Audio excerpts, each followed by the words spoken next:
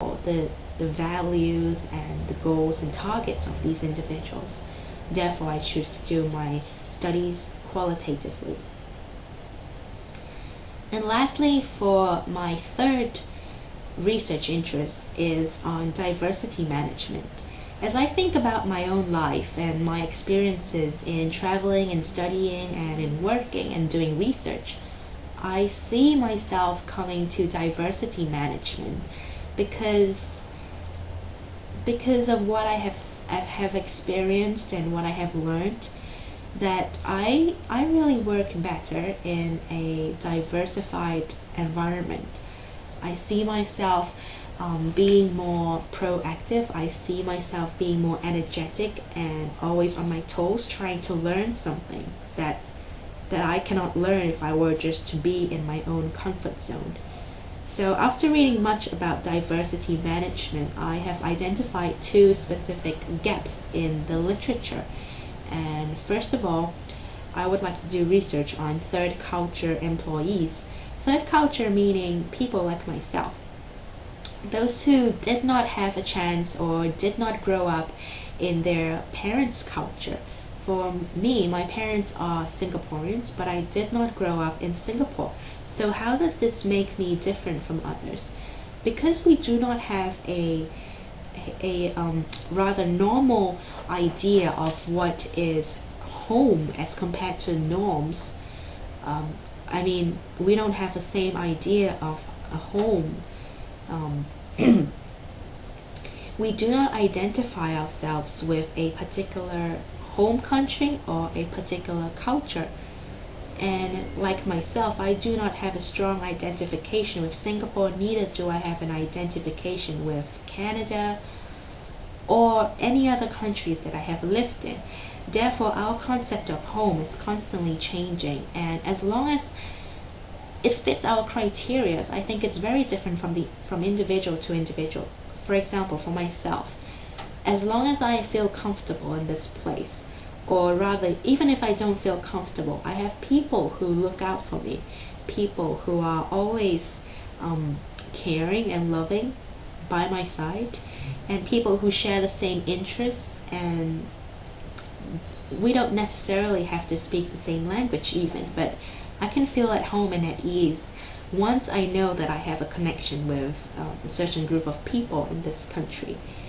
So coming back to my research topic, so third culture employees, how do they see themselves fit into traditional multinational corporations whereby there is such a strong division between what is host company and what is home company? So the headquarters should normally be in a home country, and the host countries would be its foreign subsidiaries. So how do these third culture individuals fit themselves into such a rigid or structured company that really sees the need for the difference between country to country? Do they see themselves fit? If they do, how do they see themselves fit? Or what are the effects of them staying in such a company? And the second part of this research gap, which I would like to fill, comes in comparison between a born global firm and a traditional MNC. So like traditional MNCs, I mentioned earlier that this kind of corporations would be those which take a long time for them to establish within their own local markets, as well as going out into international markets to reach out to internationalize. So what makes it different between these two kinds of companies? So namely the born global, who internationalizes between establishment to third year of its establishment, and compared to a MNC who takes a rather extended time before it goes abroad. And how do they differ in diversity management strategies and policies? Because such born global firms are made up of a small group of people, and yet they can spread around the world much faster than a MNC. How is it so that they can manage diversity, as I would see it, much better than a MNC? Because an MNC would take a long time. They have very high uncertainty rates, or rather very low uncertainty rates, excuse me. They are very afraid of going out in the uncertain world, whereas a Bond Global firm is the opposite. And therefore, what is this how does this affect diversity management within this company? So that really concludes my research interests. And now I just want to tell you a little bit about why I have chosen to do the PhD.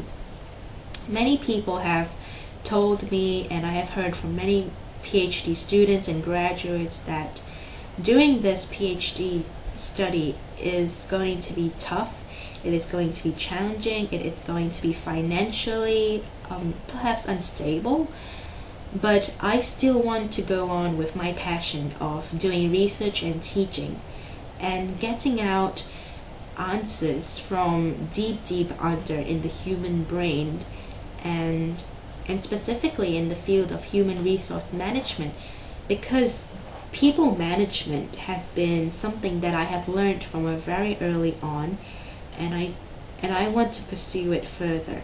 I know that committing myself to the next 4 years is going to be a challenge, but I am willing to overcome this challenge because I see myself becoming a scholar and a researcher very soon. And to be able to be in a research and a PhD program, I get to work with some of the experts in this field of HRM, and I'm more than ready to join them on this career. If you ask me who had inspired me to do or pursue a PhD study, I would have to say it is Dr. Adam Smil. He was my thesis advisor when I was doing my master's degree in economics. He really opened my eyes to realize that managing people is an art and also a science. An art because you can manage people in a very beautiful way, and at the same time you can also study these people systematically in a science and a scientific manner. So managing these, or putting these two hand in hand, the art and the science, I really have the interest of learning much more about managing people. And this is where my study interest lies, because I have done much study on communication and intercultural studies. So this is the people part.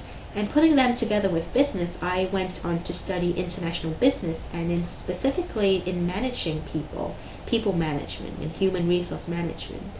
So I really look up to Dr. Adam Smil and his research experience and teaching experience as well. He is the best professor I have met in my master's degree career. And why did I choose York University? I chose York University because I am going to be working alongside faculty members who are world-class and who are experts in their fields. And I want to do research in a place that is filled with energy, some place that I won't feel bored about doing research day after day after day. And I want to be in a place that is always encouraging students, or rather PhD candidates, to do their best and to never give up. And York University have their very strong focus on teaching. And when I thought about doing research, I thought there's no way I can do research without teaching. Because if I were to do research and not teach, then how would I be able to communicate my ideas to others? By teaching, I may not necessarily be in a classroom. I may be acting as a board member in a large multinational firm, or in a small company, wherever it may be, I can transfer my research knowledge and my findings onto others who are really in this field, who are practitioners in this field of human resource management. Then my research would be of use and of value to others. So not just doing research for the fun of doing research, but having the actual use of this research. And to be in York University, I have seen that there is a strong focus on teaching skills as well as research skills. So this would really prepare me for this future task of being rather like a consultant, I would say. And also, by being located in Toronto, York University is very close to the research subjects, I would assume so. And I'm very excited about going into the CBD area in Toronto and studying, conducting research with high-tech firms and also fashion firms. And my expectations for this program would be to be kept energetic and interested in research. I think that my research topics would further develop and change over time, over these 4 years, but I am always ready and on my toes to do something different, to learn more than what I can expect right now. And I want to explore concepts which nobody has ever explored before. Like, so many things in research are still with gaps. So I am sure that during these 4 years I am able to fill in these gaps, and I am very looking forward to doing so. And I want to be proud of this research as a university. I don't want to do research on my own whereby I am the only person benefiting from such research. No, I want to be known as a York University researcher, not just an individual researcher. So to be able to identify and see myself fit in this university excites me really. And I believe that by doing this PhD study, I would be able to have a career that brings rewards that none other career can ever bring. For example, to be able to be on the edge of the latest human resource policies would be an added advantage, because I would be the first one to know, and I would be the one helping others, and to see that I'm able to give others my knowledge, to transfer this knowledge that I have learned to others, really sets me into the mood of conducting research. And my expectation would be to work with the brightest people on the planet, to be able to learn from them, to be their peers, and to be together as one family with a group of scholars and researchers in human resource management. So I am ready for the challenge, and I am looking forward to this 4 years, and thank you very much for listening.